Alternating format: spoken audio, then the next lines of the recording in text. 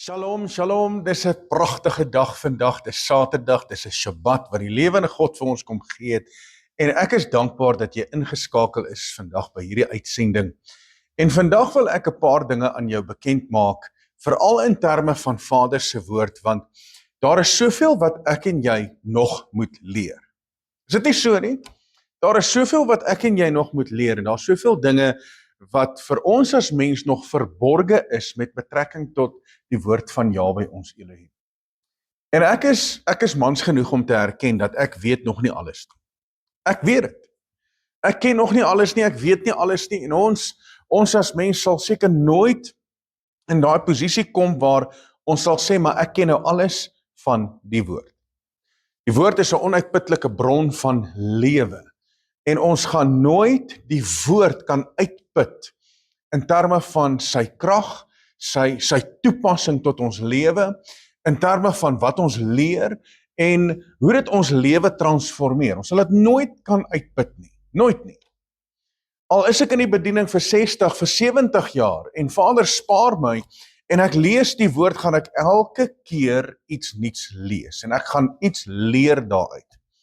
Maar daar is dinge wat in die woord opgeteken is, wat ek en jy nou natuurlik kan ontgin.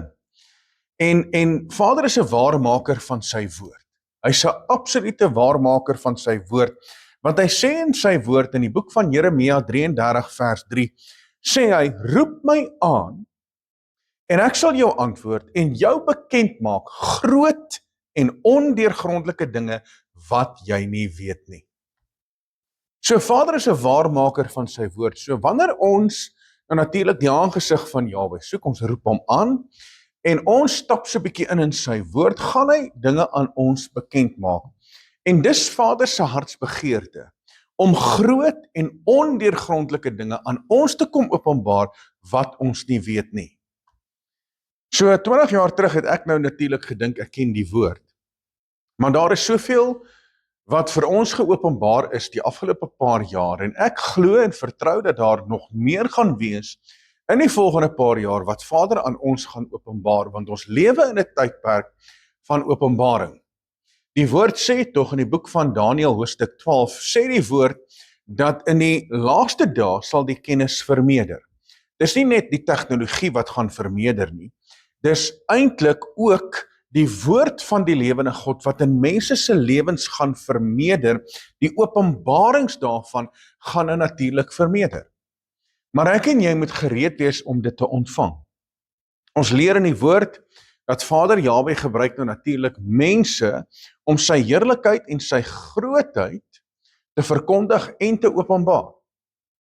En een van daai mense wat nou natuurlik deur Vader gebruik is, Vader het vir Moses gebruik en hy het natuurlik die profete gebruik. Hy het vir Jeremia en Jesaja en Daniël en hy het vir Dawid gebruik en hy het 'n klomp mense gebruik in die woord en een van daai mense wat hy gebruik het is nou natuurlik Paulus. En Paulus se sendbriewe veroorsaak in vandag se tyd nog steeds opskudding in godsdienstsirkels. Veroorsaak opskudding. Want jy sien, wanneer mense die woord lees, en daar is twee spektrums.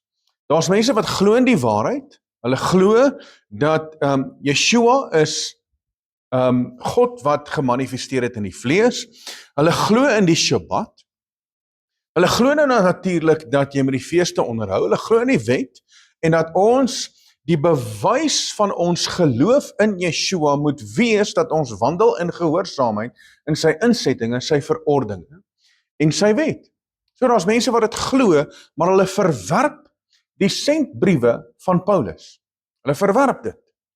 Want wanneer hulle daarna lees en daarna kyk, dan kom hulle by 'n verkeerde interpretasie uit en hulle dink maar, hoorie so Paulus skryf dat die wet is daarmee weggedoen en ons is net deur genade gered en ons het glad nie meer nodig om die feeste te onderhou of om die Shabbat of om die wet te onderhou.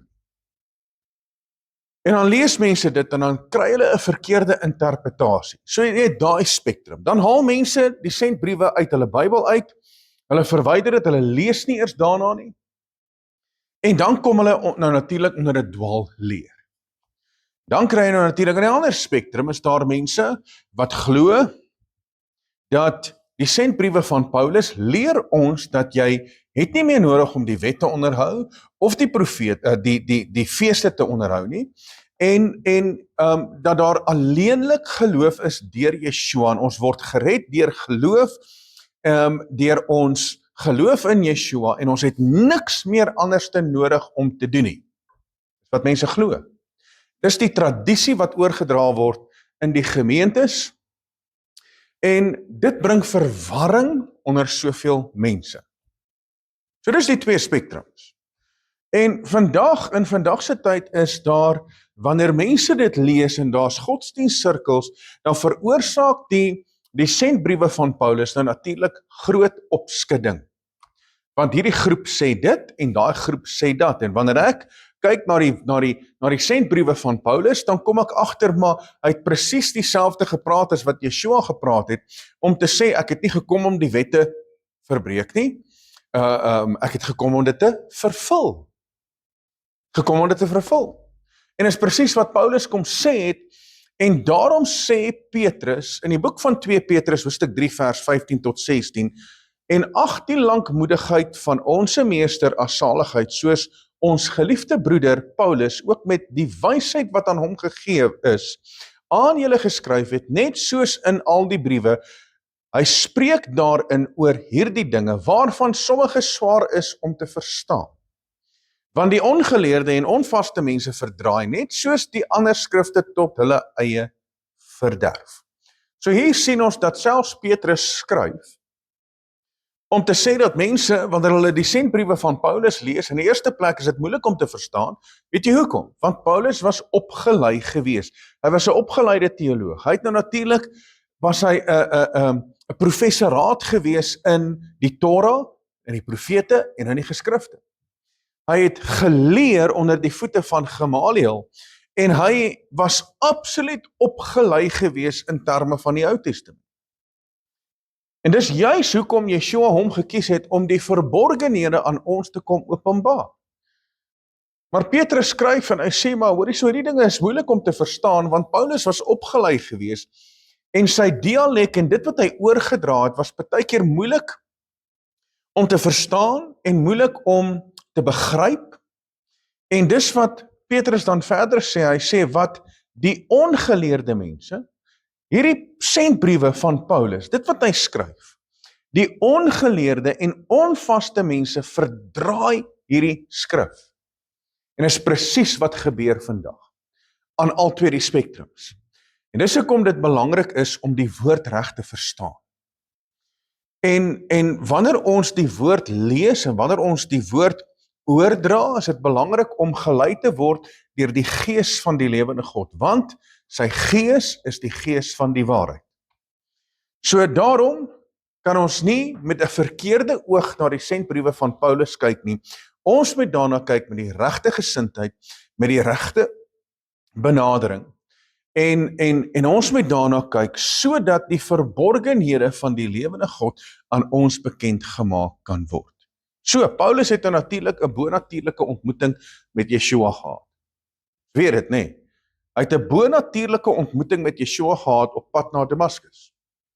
En met gevolg het Yeshua sekere verborgenhede aan hom kom openbaar oor 'n tydperk van 3 jaar. Maar ook daarna, so hy ontvang sekere openbarings in Arabië en Damaskus, en hy skryf daarvan, en hy sê uiteraard, hoorie, so ek het nie hierdie van 'n mens ontvang.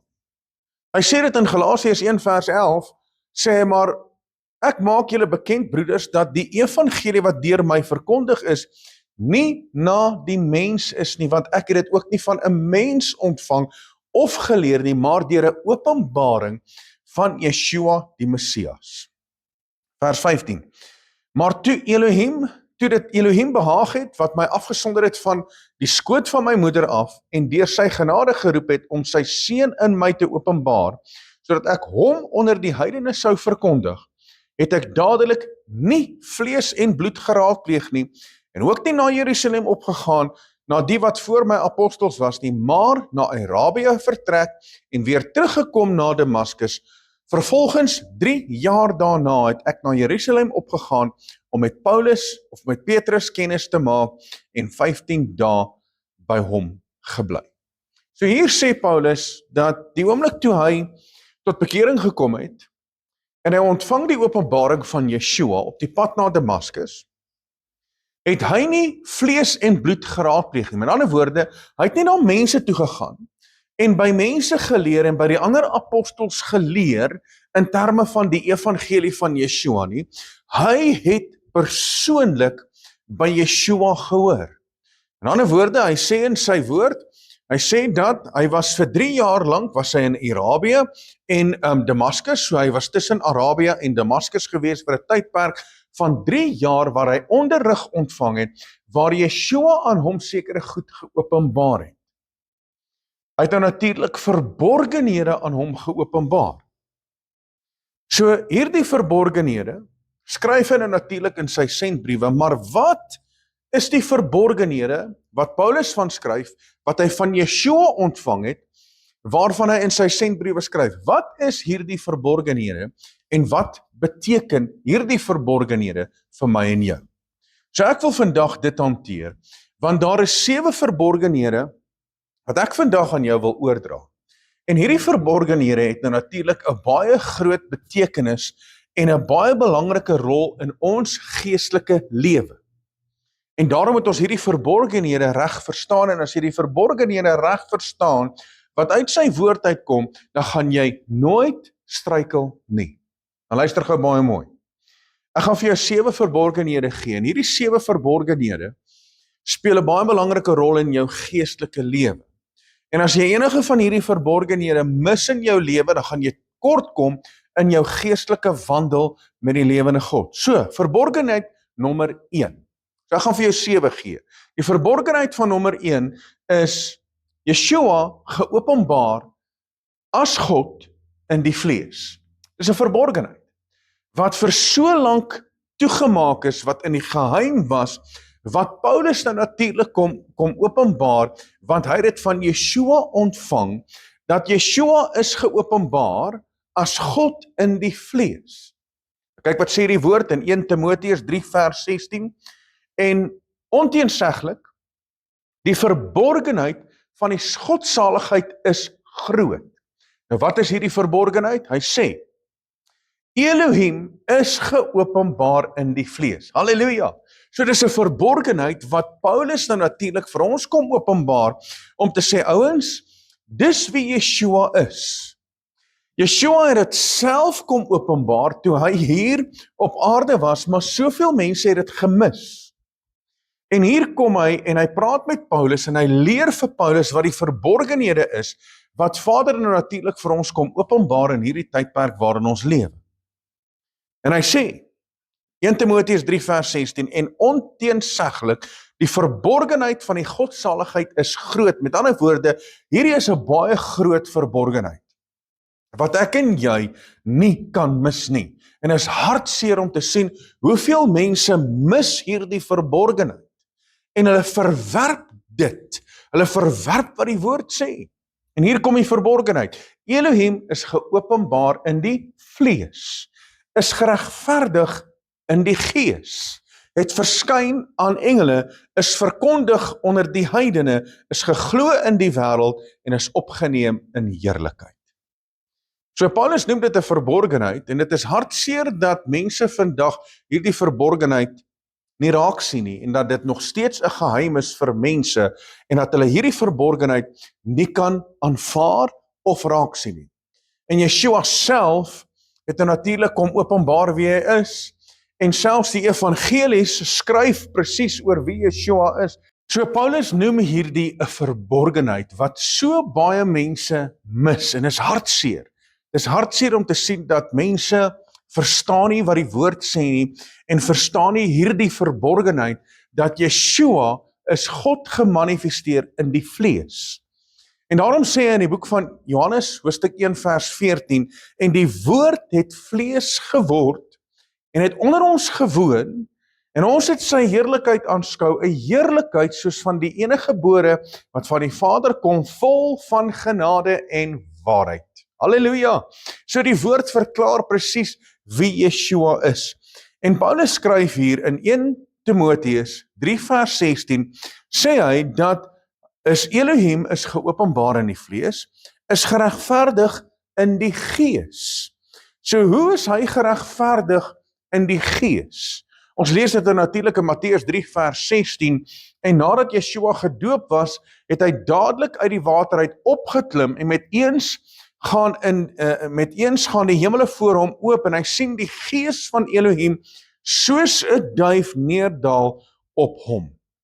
So, met ander woorde, die gees van Yahweh kom op Yeshua. As jy gaan lees daai gedeelte, die hemel gaan oop, die gees daal neer op hom in die vorm van 'n duif, en daar kom 'n stem uit die hemel uit wat sê, dit is my geliefde seun waarin ek 'n welbehae het. En die vorm van die duif is natuurlik, dit kom af soos in die vorm van 'n duif wat op Yeshua kom. En as jy gaan kyk in die tradisie van waar die priesters nou natuurlik hulle priesteramp oorgee na hulle seun, want die leviete, as daai leviet klaar is met sy priesteramp, dan gaan die levitiese priesteramp oor na die volgende seun toe, en daai seun word nou priester. En wat eintlik daar gebeur het, waar Yeshua gedoop is waar hy die hoëpriesteramp opgeneem het. Hy die hoëpriesteramp opgeneem. Want wat gebeur wanneer die hoëpriester gesalf word, is hy word ingeroep, en hy word natuurlik in die publiek word hy gesalf, en die priesteramp gaan van die pa na die seun toe, en dan van die pa, en hy salf daai seun van hom met die olie van die oor tot en met die oor. Met ander woorde, dit lyk soos in die vorm van 'n duif wat afkom. So hy word gesalf in sy hoëpriesteramp van sy oor af reg oor tot by sy oor, en dan maak hy hierdie verklaring, en hy sê voor die skare, maak hy die verklaring, en hy sê, dit is my geliefde seun, in wie ek 'n welbehae het. Dan gaan die hoëpriesteramp oor op daardie seun. En dis presies wat gebeur het hier in die boek van Matteus hoofstuk 3, waar Yeshua nou natuurlik geregverdig is in die gees. Nadat hy die gees ontvang het, gaan hy in die woestyn in, en met sy versoeking, na die versoeking, het die engele hom gedien. Die engele het sy koms verkondig, Lukas 1 vers 26, en die engele het ook die klip van die graf weggerol in Matteus 28 vers 2. So, die engele het hom gedien in Matteus 4 vers 11. Die engele het sy koms verkondig, en hulle het ook die klip weggerol van die graf af. So, hy's verheerlik voor die engele. In Handelinge hoofstuk 1 vers 9, en nadat hy dit gesê het, is hy opgeneem terwyl hy dit sien, en 'n wolk het hom voor hulle oë weggeneem. So hy is verheerlik. Hy's verheerlik. Hy is die regterhand van Vader Yahweh. Hy is die krag en die uitvoering van die lewende God hier op aarde. So wat beteken dit vir my? Wat beteken dit vir my? Wat dit vir my beteken is, Yeshua is aanbiddingswaardig. Hy is die weg, die waarheid en die lewe. Hy is die toegang tot die Vader. Hy is die deur. Hy is die opstanding en die lewe. En hy is so werd om deur ons as sy kinders aanbid te word. Dis wat dit vir my beteken.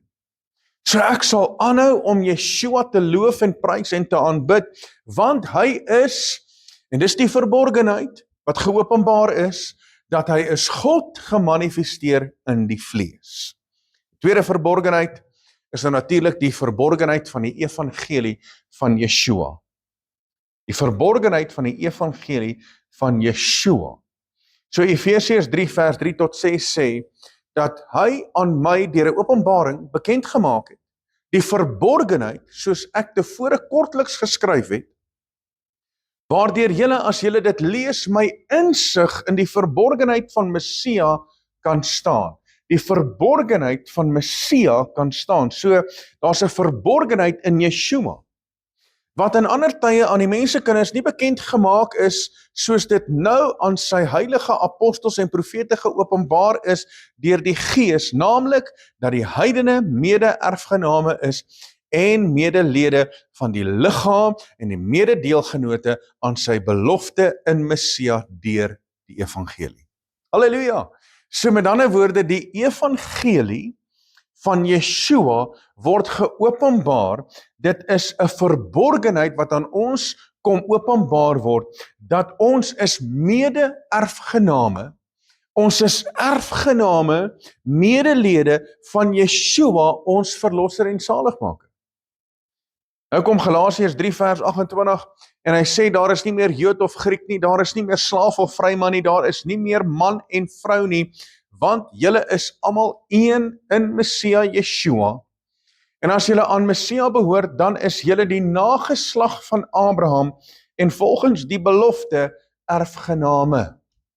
Halleluja. So die evangelie word aan die Jood sowel as aan die heiden oorgedra, sodat ons kan deel word van die liggaam van Yeshua en erfgename van die belofte. So dis die verborgenheid wat aan ons oorgedra word. So dis nie net meer die Jood nie, of dis ook nie net die heiden nie, ons is almal saam, is ons ingeënt in Yeshua. Ons is een, ons is deel van sy liggaam, ons is erfgename van die belofte. Nou wat beteken dit vir my? Kom ek sê gou vir jou. Dit bevestig my en jou se posisie en sy identiteit in Yeshua. Dit bevestig dit. Want ek en jy het 'n posisie. Ek wonder of jy dit geweet het. Ons het 'n posisie.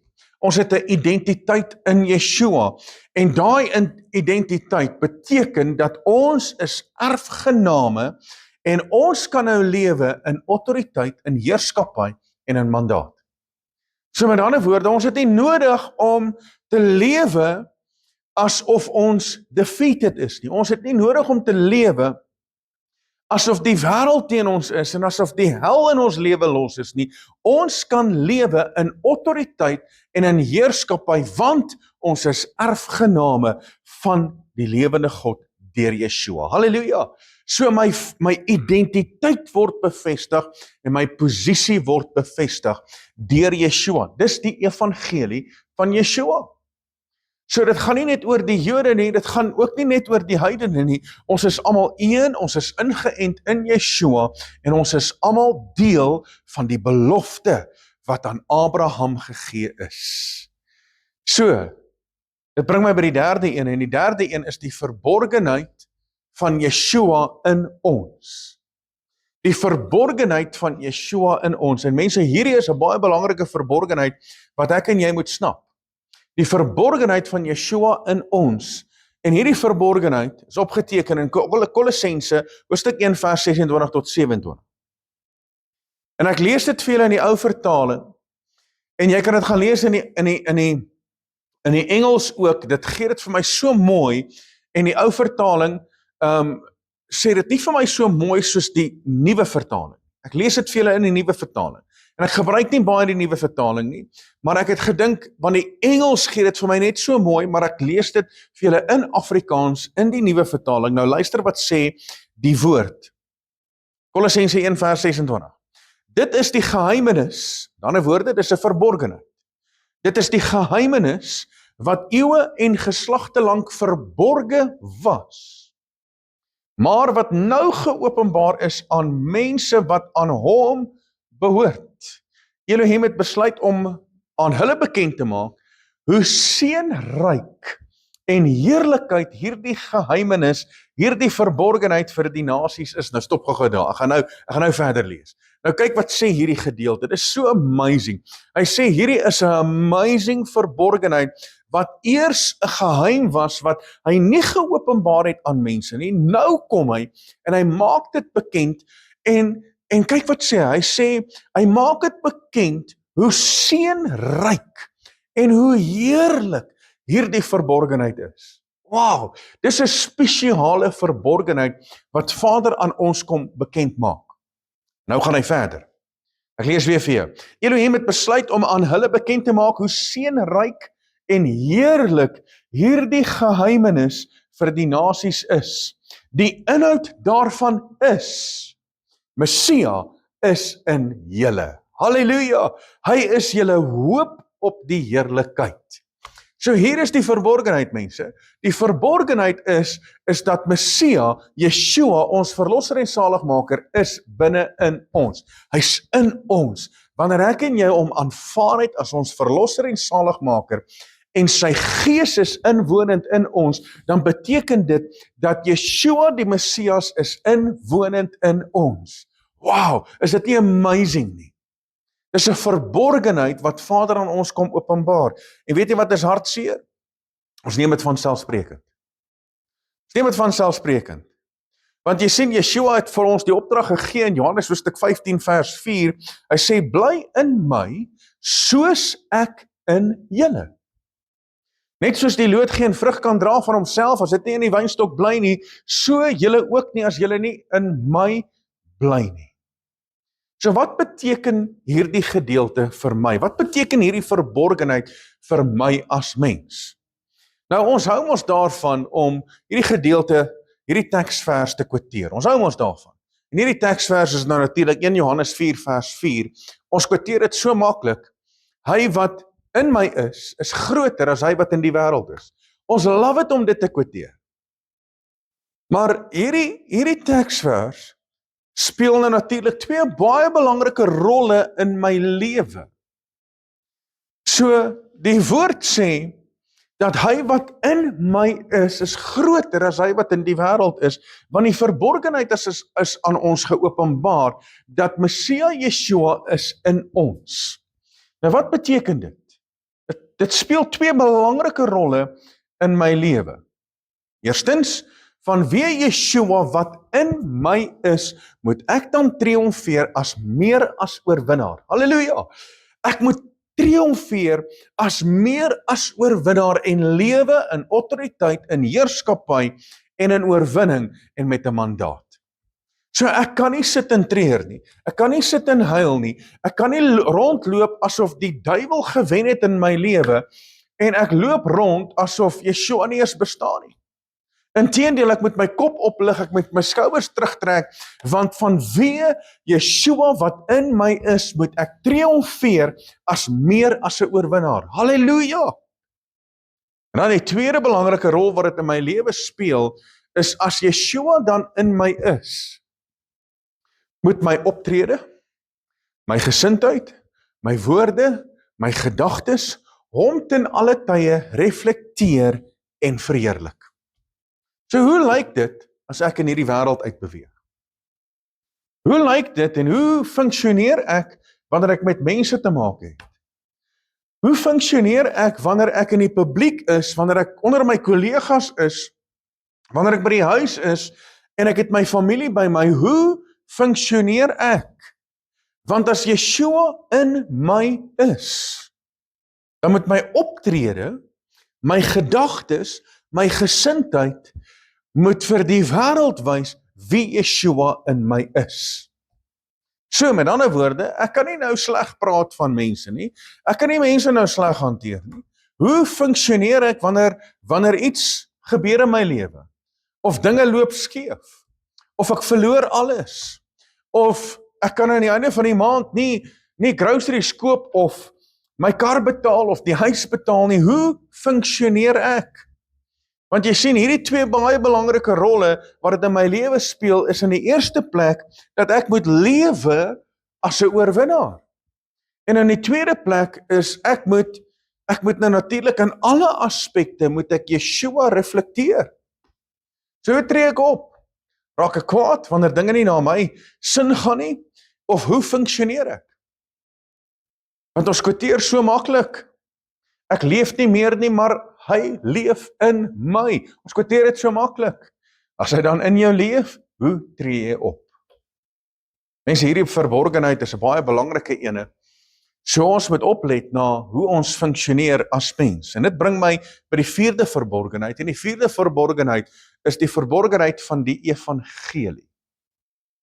Die verborgenheid van die evangelie. Nou wat se evangelie is dit? Dit is die evangelie van redding, is die evangelie van verlossing van sonde deur die bloed van Yeshua. En ek wil vandag vir jou sê, die bloed het nog nooit sy krag verloor nie. Nog nooit. En sonder die bloed Sonder die bloed van Yeshua vind daar nie vergifnis van sonde plaas nie. Hy sê dit tog in sy woord in die boek van Hebreërs. Dat sonder bloedvergieting vind daar nie vergifnis van sonde plaas nie. Hoeveel te meer sal die bloed van Yeshua jou nie kom vrymaak en jou kom reinig van alle sonde en ongeregtigheid volgens die woord in die boek van 1 Johannes 1 vers 7 en vers 9.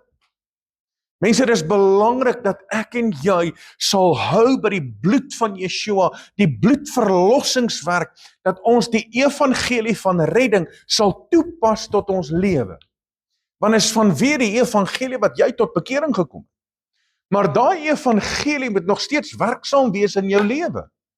So hierdie verborgenheid speel nog steeds 'n belangrike rol in my lewe, want waar jy ook al beweeg en met mense betrokke is en wanneer jy met mense praat, jou familie, jou kollegas, moet dit altyd gaan oor die evangelie van redding, verlossing en vrymaking. Wanneer iemand met jou praat en sê, weet jy, ek het so moeilike tye, jy's my man wil nie dit nie, of my vrou wil nie dit nie, en my familie val uit mekaar uit, dan sê jy, dan kom jy met die oplossing, en die oplossing is die verlossingswerk van Yeshua. Dis die oplossing. Dat julle moet tot bekering kom, dat julle moet terugkeer na die lewende God, deur Yeshua, ons verlosser en saligmaker, en dat sy bloed julle sal kom reinig, en dat daar herstel sal kom in julle lewe. Daardie evangelie het nog steeds 'n groot kragtige werk in ons lewe. Halleluja. Efesiërs 6 vers 19 sê, en vir my, sodat 'n woord my gegee mag word, as ek my mond oopmaak, om met vrymoedigheid die verborgenheid van die evangelie bekend te maak. En daardie verborgenheid is, dat Yeshua red, en hy verlos, en hy maak vry. Hy breek die kettinge van die hel, die dood en die doderyk, en hy verbreek elke bindings in ons lewe, en hy kom maak vry deur sy bloed. Halleluja! En hier kom Romeine 1 vers 16 wat sê, want ek skaam my nie vir die evangelie van Messia nie, want dit is die krag van Elohim tot redding vir elkeen wat glo. Eerstens vir die Jood, en dan ook vir die Griek en die heiden. Halleluja!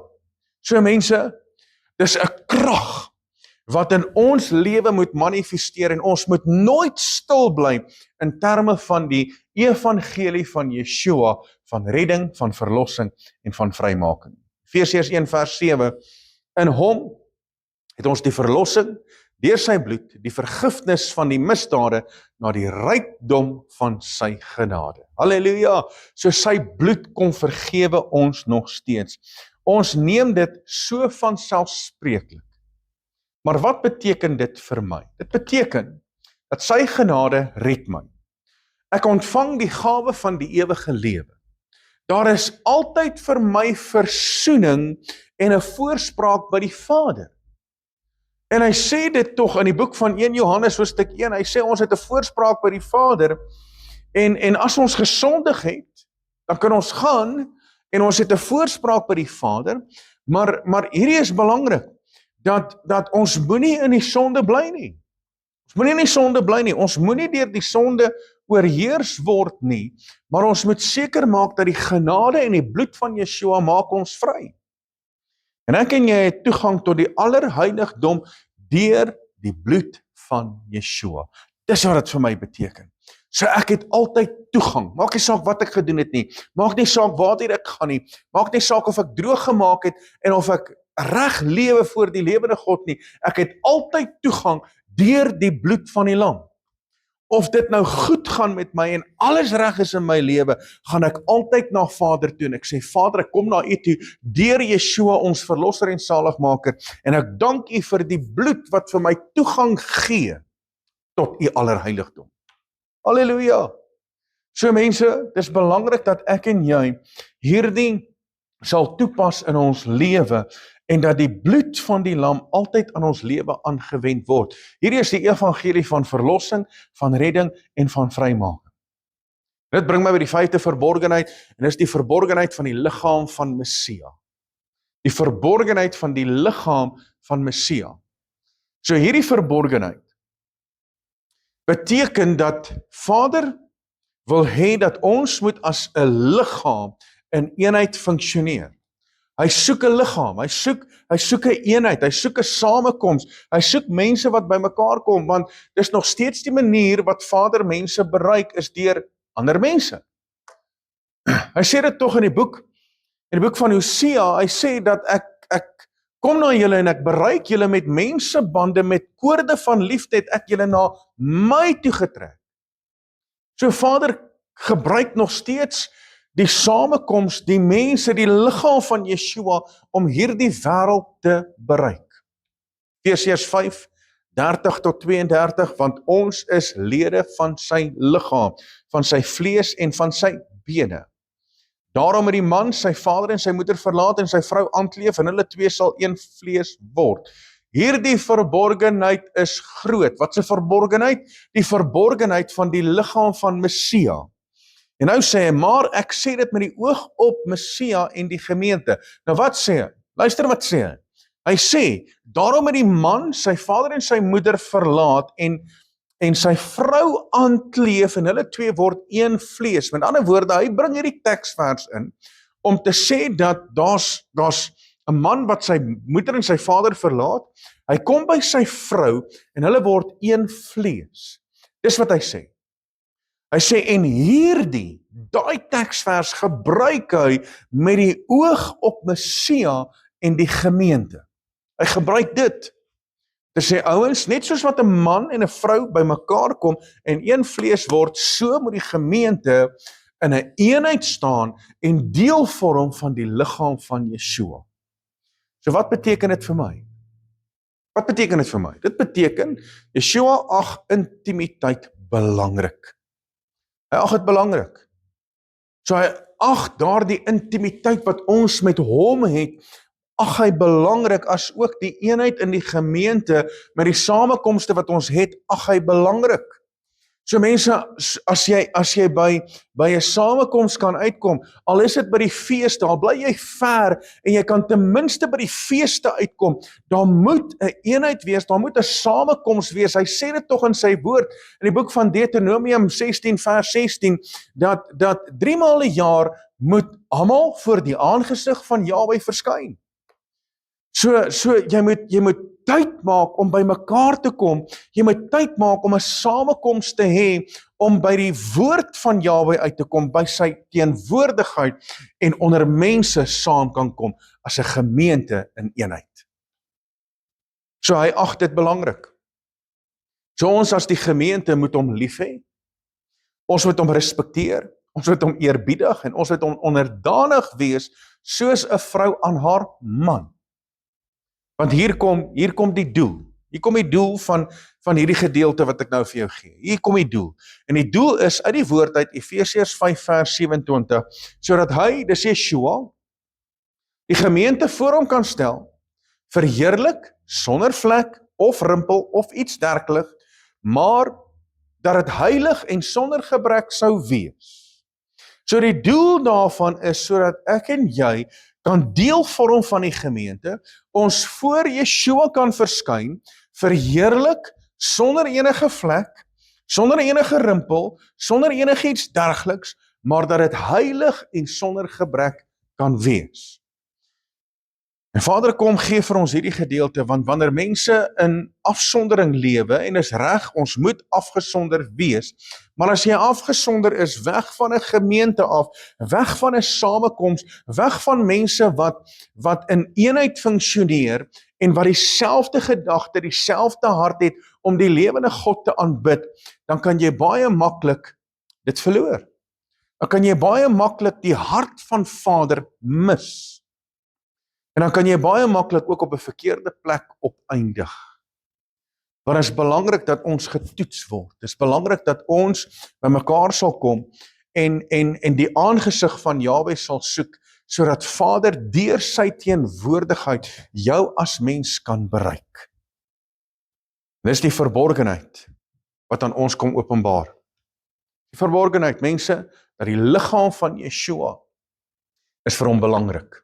So jy moet behoort aan 'n liggaam. En ek weet, daar waar jy is, daar's baie mense wat deel is van Mikdash gemeente, wat deel is van hierdie gemeente, en ons eer die lewende God daarvoor. Maar jy moet deel vorm van die liggaam. Jy moet deel vorm van hierdie liggaam.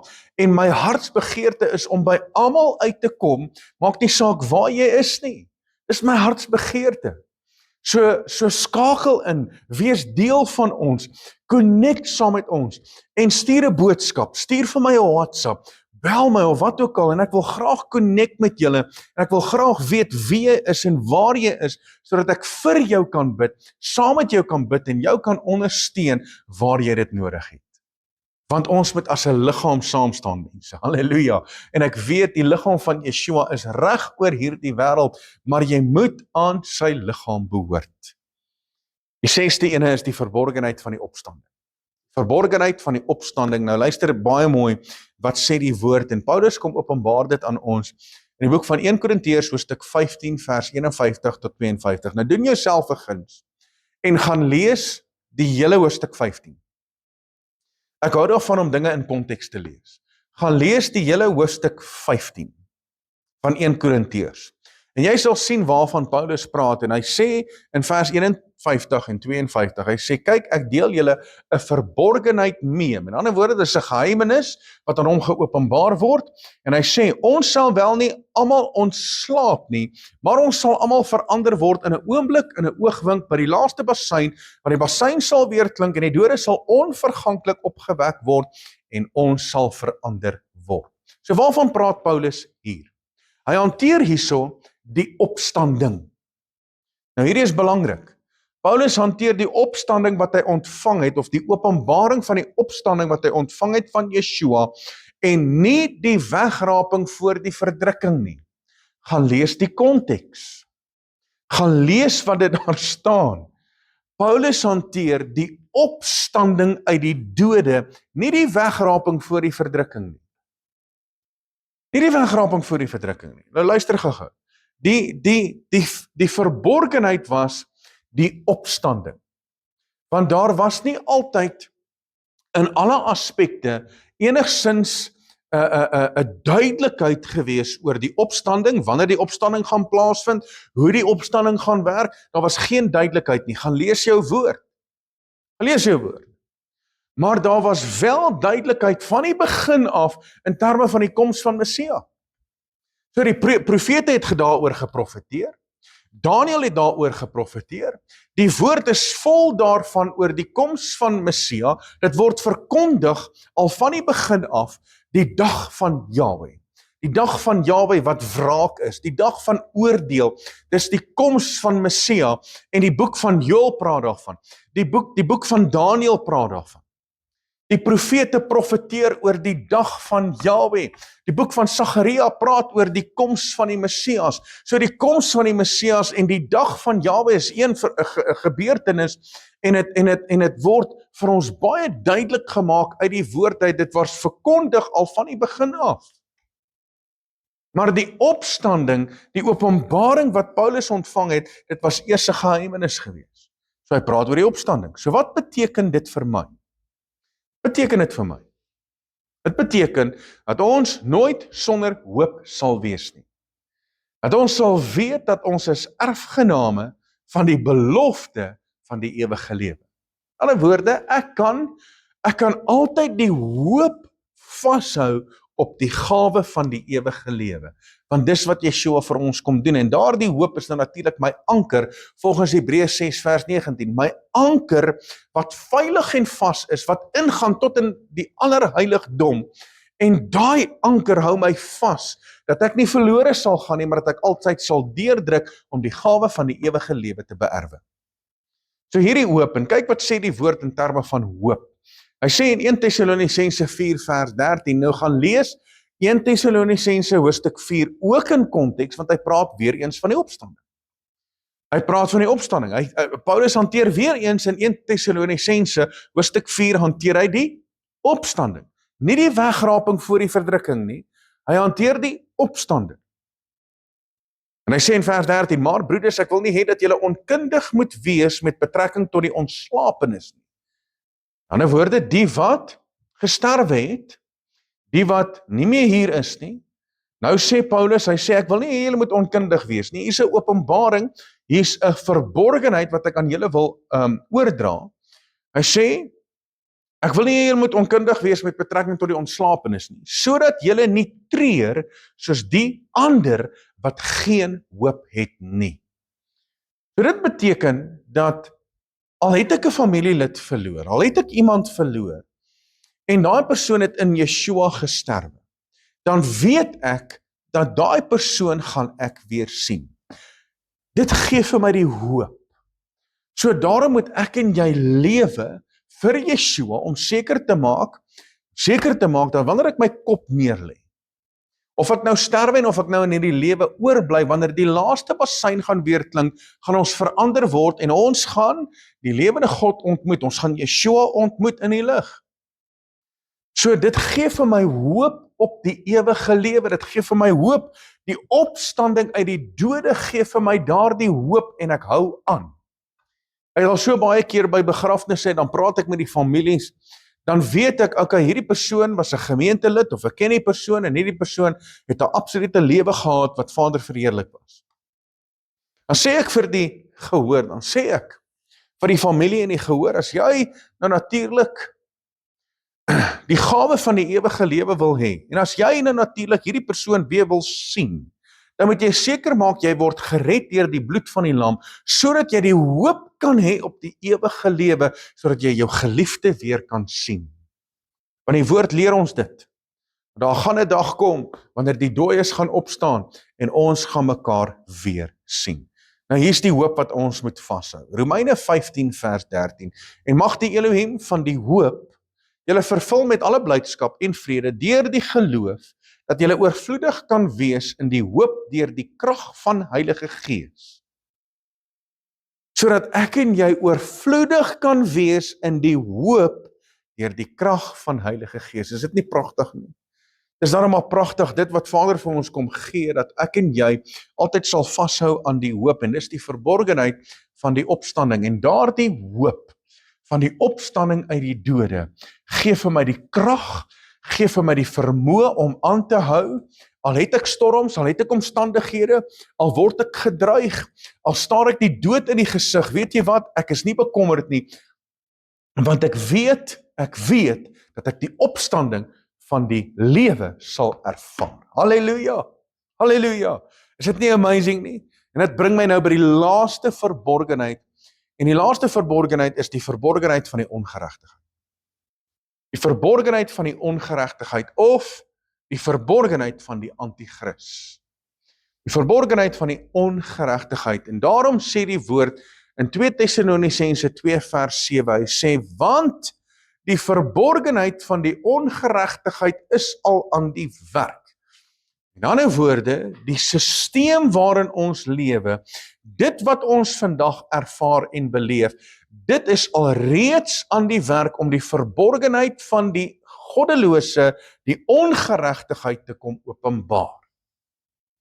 Mense, ek wil vandag vir jou sê, ons lewe baie naby aan die openbaring van die anti-kris, en die woord verklaar, daar's baie anti-kriste onder julle. En hier sê die woord dat die ongeregtigheid is al aan die werk. En hier is 'n verborgenheid wat Paulus aan ons kom openbaar, en is eintlik die openbaring van die wettelose een, die anti-kris, soos wat die boek van Daniël nou natuurlik profeteer. En hy sê dat hierdie verborgenheid van die ongeregtigheid is al aan die werk, net totdat hy wat nou teehou uit die weg geruim is. Nou wat hou die anti-kris tee? Wat hou die anti-kris tee? Wat hou hierdie wettelose een tee, dat hy geopenbaar sal word? Wat hou hom tee? Daar's baie mense wat sal sê, nee, dis die kerk, of dis die Heilige Gees, of dis dit, of dis dat, en dit is belangrik dat ons altyd sal gaan na die woord, want dit wat hom teehou is nou natuurlik tyd. Gaan lees vers 5, gaan lees vers 6. En vers 5 sê, ons weet wat hom teehou, dat hy op sy tyd geopenbaar sal word.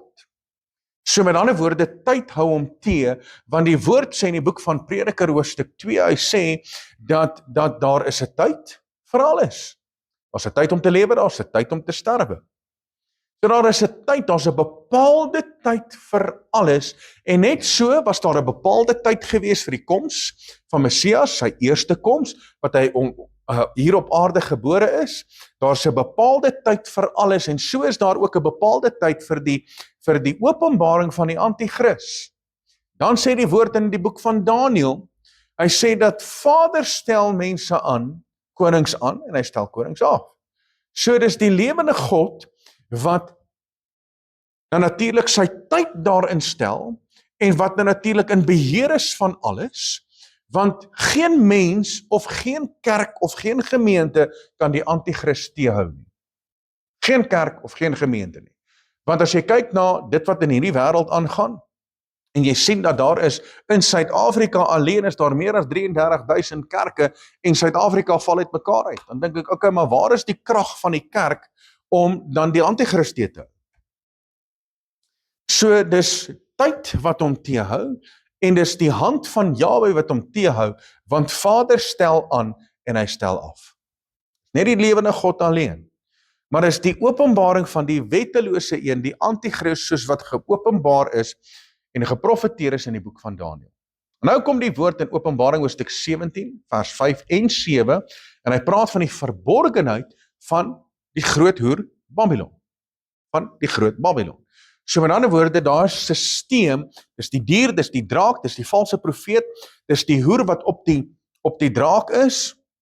Dis nou natuurlik die verborgenheid van die moeder van die hoere, die gruwels van die aarde. Die verborgenheid. So, wat beteken hierdie verborgenheid vir my? Wat beteken dit? Dit beteken in 2 Tessalonisense hoofstuk 2, vers 13 tot 15 sê dit, maar ons moet Elohim altyd oor julle dank, broeders, want wat deur Jahwe bemin word, dat Elohim julle van die begin af verkies het, tot saligheid in heiligmaking, van die Gees, en geloof in die waarheid, waartoe hy julle geroep het, deur ons evangelie, om die heerlikheid van ons meester Yeshua te verkry, so dan, broeders, staan vas, en hou julle aan die voorskrifte wat julle geleer is, of deur 'n woord, of deur 'n brief van ons. En dis die doel, mense. Dis wat dit vir my beteken. En as ek na al hierdie verborgenhede kyk, dan besef ek, dat ek as mens moet iets doen. Ek as mens moet hierdie verborgenhede toepas in my lewe, en hierdie verborgenhede het 'n baie belangrike rol in my geestelike lewe. So wat moet ek as mens doen? Ek as mens moet my saligheid behou. Ek as mens moet heiligmaking beoefen. Ek moet my geloof versterk. Ek moet wandel in die waarheid, en dan moet ek vas staan, en ek moet hou by wat ek geleer het. En as ek dit kan doen, dan weet ek dat hierdie verborgenhede pas ek toe in my lewe, en dat die lewende God altyd in my lewe verheerlik sal word. So dis die verborgenhede wat ek vandag aan julle wil openbaar, en ek wil graag saam met jou bid, dat hierdie verborgenhede in jou lewe bevestig sal word, en dat dit 'n belangrike rol in jou geestelike lewe sal speel, en dat jy sal vandag weet wat dit beteken, en dat jy dit sal toepas in alle aspekte van jou lewe. Halleluja. So kom ons bid saam met my. Ek wil hê net daar waar jy is, maak jou gees oop, ontvang vandag sy woord, ontvang vandag sy gees, sy genade, sy barmhartigheid, en terwyl ek vir jou bid, stem saam oor hierdie gebed, dat hierdie verborgenhede in jou lewe sal manifesteer. Vader, ek dank U. Ek kom na U toe in die wonderbare naam van Meester Yeshua, en ek verklaar vandag, soos wat U aan hierdie op hierdie woord aan ons kom openbaar het wie U is. Dis 'n verborgenheid wat U vir ons kom gee, dat U is geopenbaar in die vlees, en ek dank U, Vader, dat ons U kan aanbid in gees en in waarheid. Ek bid vandag, Vader, dat ons dit altyd sal bely en verklaar, dat die woord vlees geword het en onder ons kom woon het. En dankie, Vader, vir U krag, U heerskappy, U liefde, U genade in ons lewe. En ek bid vandag, Vader, dat die Gees op ons lewe sal manifesteer. Vader, dankie vir die evangelie van Yeshua, wat natuurlik ons identiteit kom bevestig, ons doel en ons posisie kom bevestig, en hierdie doel en posisie is, dat ons is die nageslag van Abraham, ons is erfgename van die belofte. Maar ek vra dat U ons sal help om ons identiteit en ons posisie raak te sien en daarin te lewe. Volgens autoriteit en volgens krag en mandaat. Vader, ek bid vir vandag, Vader, dat die verborgenheid van Yeshua in ons sal manifesteer, en dat ek en jy, dat ons as mens sal besef wie ons is in Yeshua.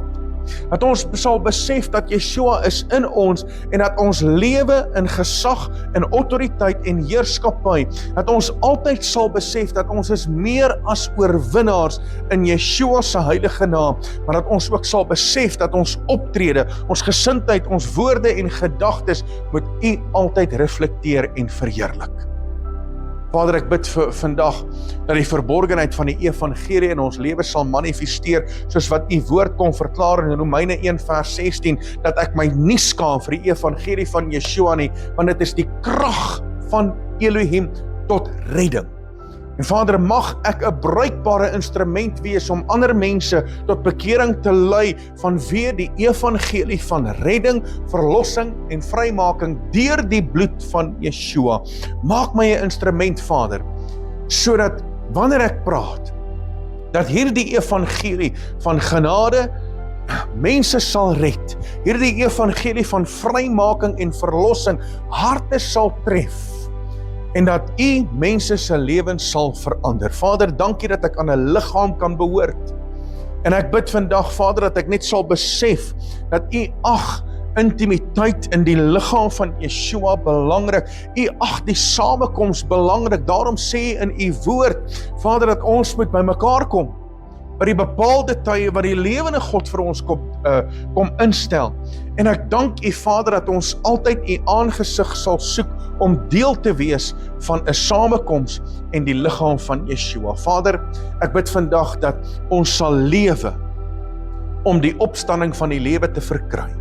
Vader, dat ons die hoop sal hê en sal vashou, dat ons altyd, maak nie saak wat in hierdie lewe gebeur nie, dat ons altyd daardie hoop sal hê tot die gawe van die ewige lewe, en dat niks ons hoop sal kom verbreek nie. Vader, dankie dat ek weet dat daar kom 'n dag wat die ongeregtigheid geopenbaar sal word. Maar Vader, my fokus is nie daarop nie. My fokus is wanneer U gaan kom om U kinders te kom haal. En al kom die ongeregtigheid, al kom die wettelose een, Vader, ons sal staan op die woord van Yahweh ons Elohim, soos wat U woord kom verklaar, dat ons moet vas staan en ons moet hou by wat ons geleer het deur die woord van die lewende God. Vader, ek bid dat U ons sal help, dat ons saligheid sal behou, dat ons heiligmaking sal beoefen, dat ons geloof sal versterk, dat ons sal wandel in die waarheid, dat ons sal vas staan, Vader, op U woord, en dat ons sal hou by wat ons geleer het, sodat U verheerlik sal word in ons lewe. Vader, dis my gebed. En ek dank U, Vader, dat U nou hierdie gebed kom verseël met die bloed van die lam, en dat elke persoon wat nou hierdie gebed ontvang, dat hulle geseënd sal wees in die naam van ons Meester Yeshua. Halleluja. Vader, my gees roep uit vanmôre. Halleluja, halleluja, halleluja. Loof sy naam. Baie dankie dat jy ingeskakel was. Ek glo en vertrou dat hierdie woord het jou geïmpakteer en dat jy geleer het wat dit beteken dat daar verborgenhede uit Vader se woord uit is, en dat dit in jou lewe vandag moet manifesteer. Baie dankie dat jy ingeskakel was. Mag jy geseënd wees op hierdie Shabbat. Van my kant af, Rian Abri, tot volgende keer. Shalom.